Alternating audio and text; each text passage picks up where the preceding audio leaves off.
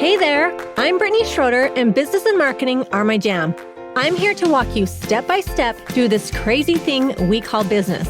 I'm a small town girl, chocolate eating, Diet Coke drinking mom, marketing guru, automation Jedi, and all around good time. This is your weekly dose of all things business and life, sprinkled with some fun. This is the Redefine Business Podcast.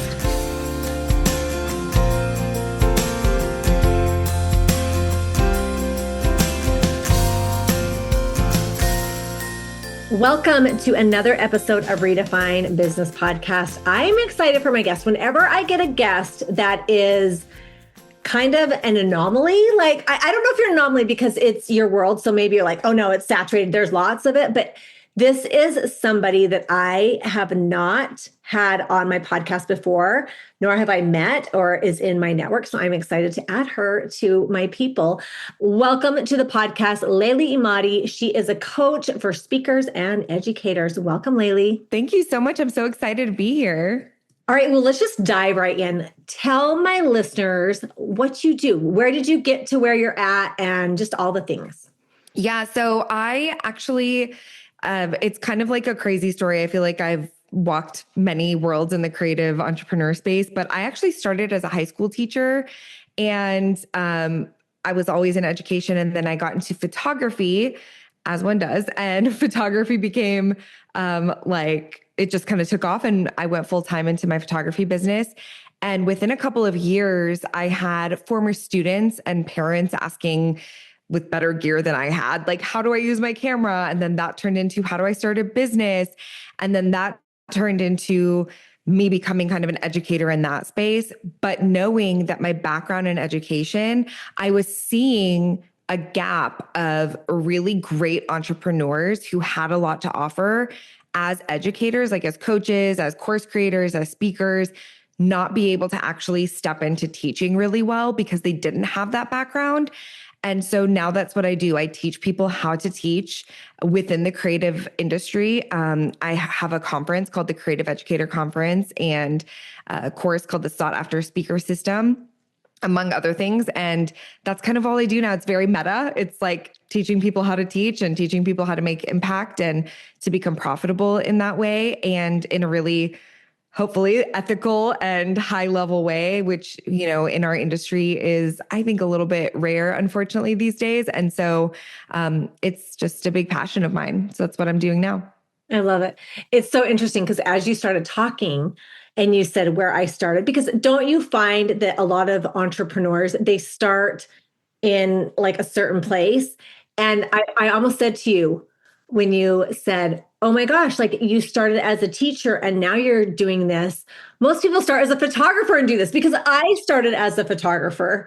And so I find a lot of people like, you know, they start someplace and then we end another place. So I love that yours was educator. So you've done it all, like educator, you built a business, like you've done all these things and now you're coaching it. And I love that so much.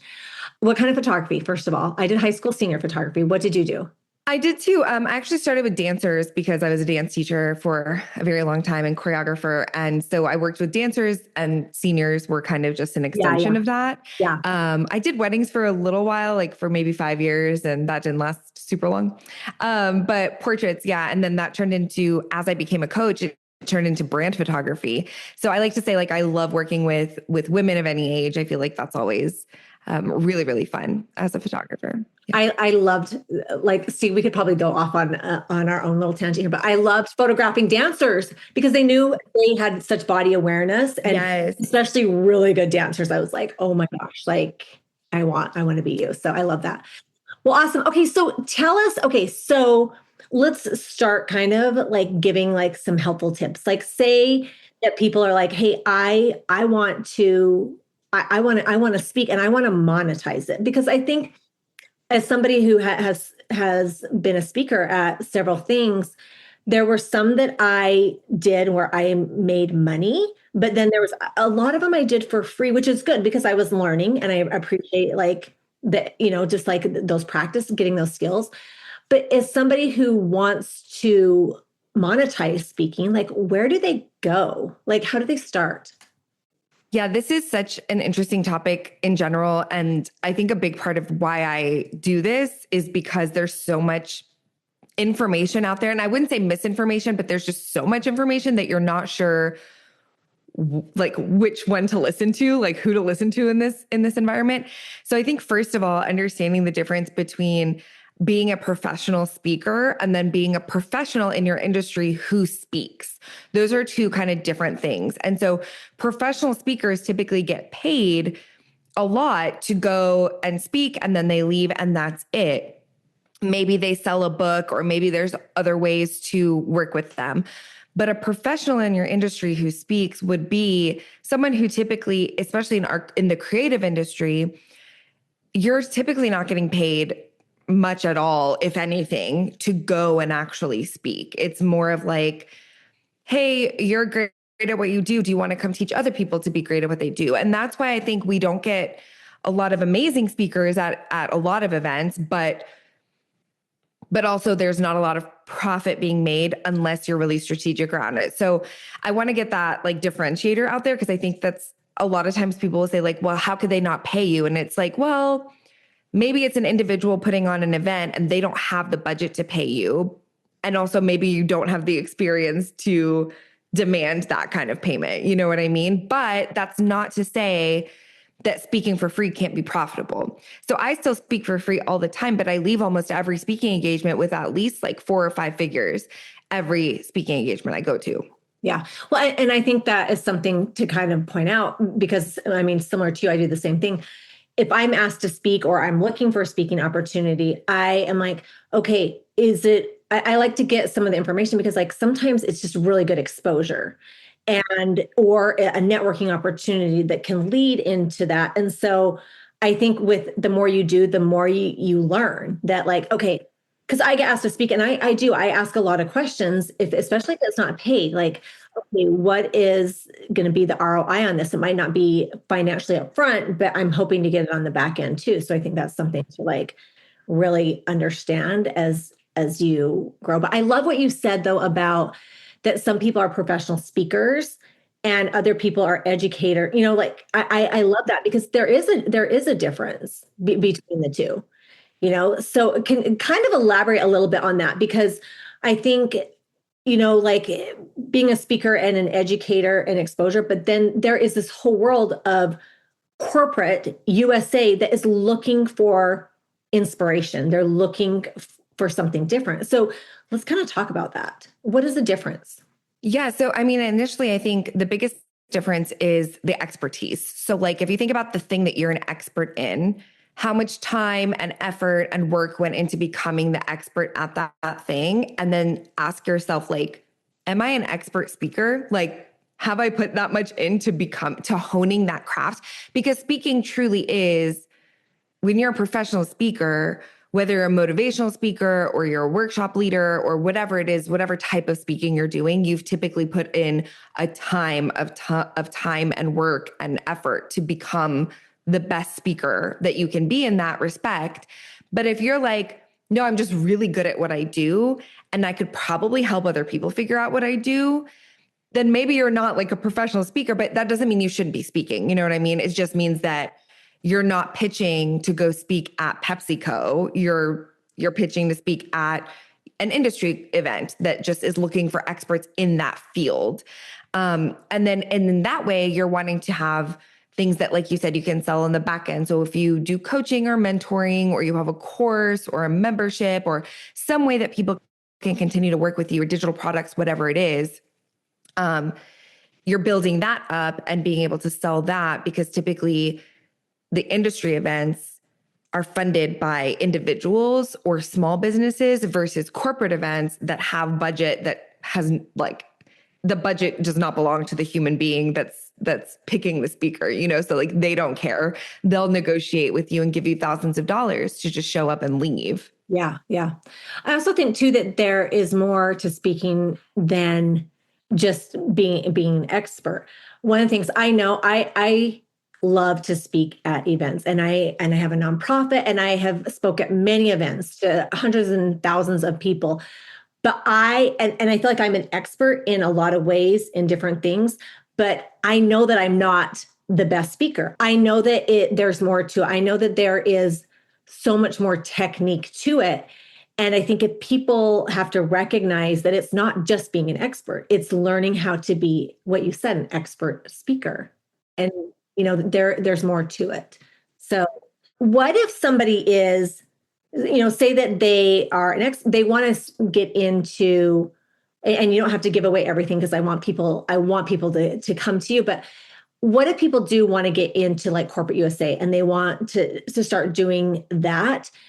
Is it a lot of just like cold calling, just like outreach? Is there a strategy to it? Yeah, I mean, a little bit of both. You're definitely wanting to strategically finding audiences that align with your message. So like for me personally, when I do corporate speaking, which I do here and there, I used to do it more than I have time to do it now, but I still enjoy it. I typically look for audiences that have more women in the audience, that are, more aligned to my messaging and the topic that I speak on in that realm.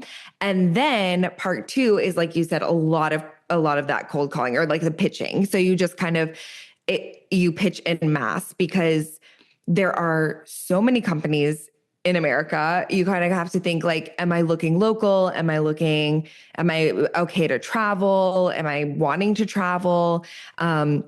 And then doing your research and finding the right person in the right place to pitch. It is its own job, and if you have, let's say you have a team, like maybe then you can offload the pitching part. But generally speaking, professional speakers, like that is their full-time job, is finding, pitching, and booking talks, and then going and giving them, and they're getting paid the right amount to make that the job. Like it can be a lucrative career, in its own right. But personally, like for somebody in the creative industry, I have such an ecosystem of things that I am passionate about, that I would almost rather go for free, or for a low paid, like pay my way, whatever, and then make the same amount on the back end and gain students. And that's like more important to me. Yeah. Yeah.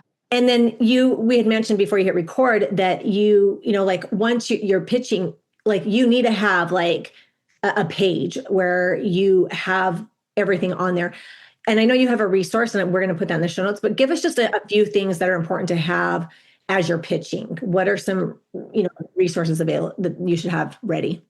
Yeah, absolutely. I love this question because I think we get so in our heads about it. And so I do have a free checklist that we can link up for your people. But essentially, I'd say like the first things that you need to know right off the bat is what topics you're speaking on. And that is typically like what freezes a lot of people.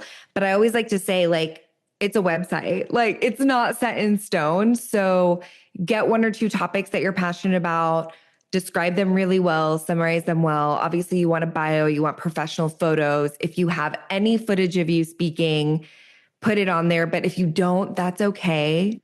And any testimonials. But really the biggest thing is like your bio, why they should work with you, at least a few professional photos, and then the topics that you enjoy speaking on and that you can put together in a really concise and clear way. Yeah. Yeah.